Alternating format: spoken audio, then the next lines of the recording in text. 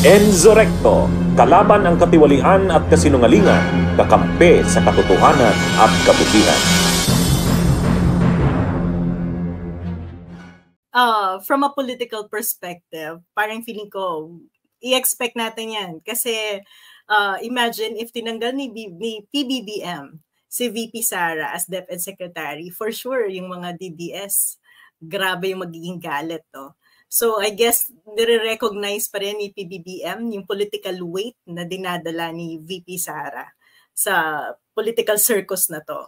On the other hand, kapag si VP Sara naman yung nag-resign, syempre parang siya naman yung sumurrender dito sa battle between BBM and the DDS. Kaya parang yan yung stalemate position natin ngayon. Nandyan si VP Sara sa DepEd habang tayo may hinaharap na education crisis. Okay, speaking of that, no? Kasi merong isang activity ang DepEd, tama ba? Kung saan inamin ni Vice President Sara Duterte bilang Secretary ng Education, napakahalaga po ng portfolio na yan, no? Ng education portfolio. Sabi niya, I do not come from the education sector. I don't have any education background, so I cannot review what they are doing. I rely on their expertise and all the stakeholders who did the review. Sabi niya, ang magawa ko lang, which I do very well, admittedly, is magpukpok talaga ng mga tao to drive a person to do what they are supposed to do. Ang pinag-uusapan po dito, ang konteksto nito, yung matatag curriculum o yung K-12 curriculum review na inilaunch noong October, tama ba, last year, 2023? Ay, hindi, January yata. January, no? Okay, ano ba ang implication ng ganyang admission? Actually, alam mo, yung matatag curriculum, napaka-importante yan sa education sector natin kasi may goal of decongesting yung mga competencies na tinuturo sa mga estudyante para mas maging focus doon sa fundamental na dapat matutunan nila. No? Ang very interesting sa akin dyan, even sabihin niya na yung strength niya ay pagpukpok sa mga tao para gawin yung dapat nilang gawin, yung tanong, paano mong nalalaman kung ano nga ba yung dapat nilang gawin kung wala kang idea kung ano yung agenda, issues, and concerns ng education sector dahil hindi mo nga siya expertise.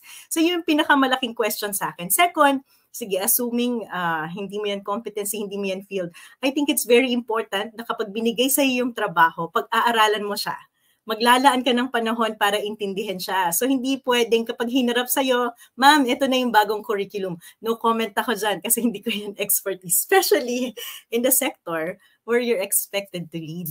So medyo very problematic sa akin yung ganung pagtanaw niya na i-defer na lang niya sa mga experts yung isang napaka-importanting bagay katulad ng curriculum ng basic education natin. So far, may nakita ba kayong para improvement sa kanya since she took over as Education Secretary at the start of the Marcos administration? Actually, ang napapansin ko kasi mas busy siya sa mga ibang pagko-comment sa iba-ibang issue, no? At marami pang problema itong education sector na sana mas natutugunan. Ang interesting nga dyan sa curriculum na yan, pinresent sa Congress, nakita ko yung hearing nag-comment si Senator Pimentel. Kasi nung pinapresent tong matatag curriculum, wala si VP Sara to explain it. Wala din yung undersecretary to explain it. And nung pinorm nga itong matatag curriculum, ang primary goal is to decongest, bawasan yung mga competencies. And then the director who attended explained na nung pinresent ito kay VP Sara, she even added another competency.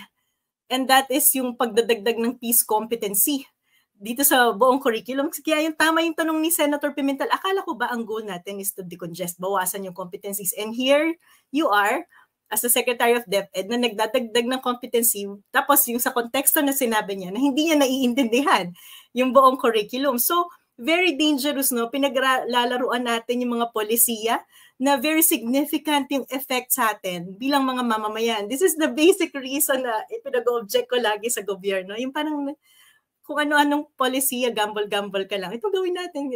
But the implication, yung ramification sa publiko, napakalaki kasi. Yeah.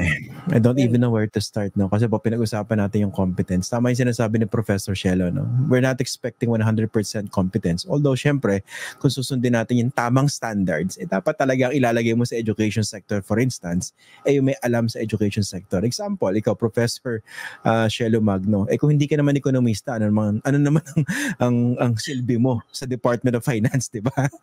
Tama ba? Correct. At saka tingin ko, more than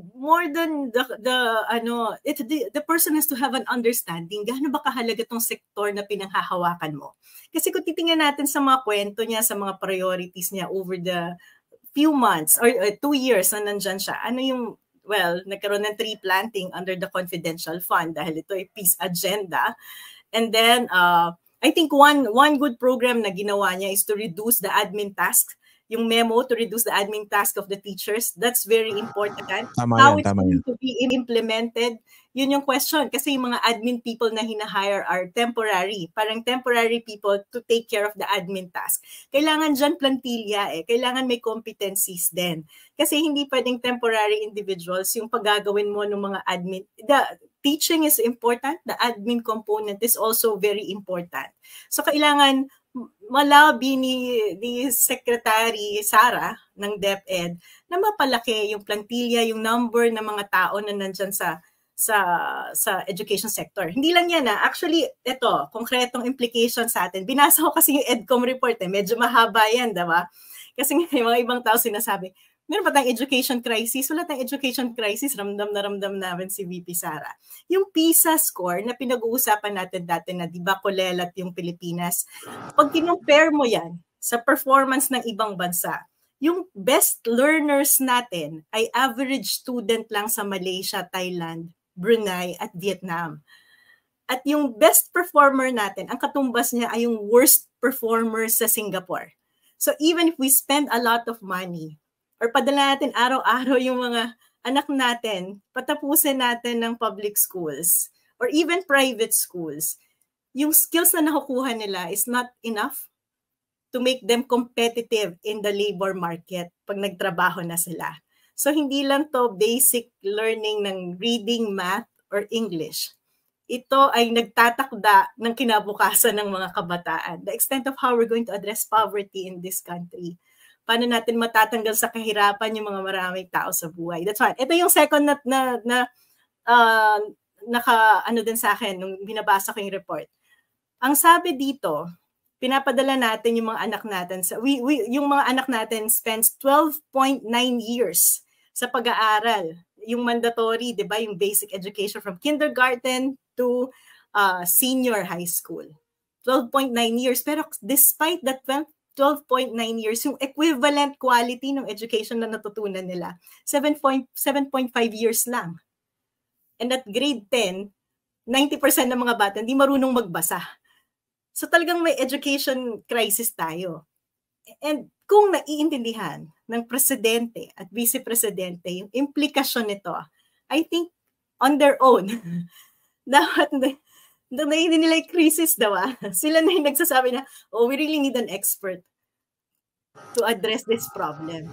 Okay, too much to digest, no? Isa-isahin natin, baka naliligaw yung iba. Yung binabanggit ni Professor Shelo na PISA, ito yung Program for International Student Assessment or PISA. Ang Pilipinas in 2018, 79th out of 81 countries.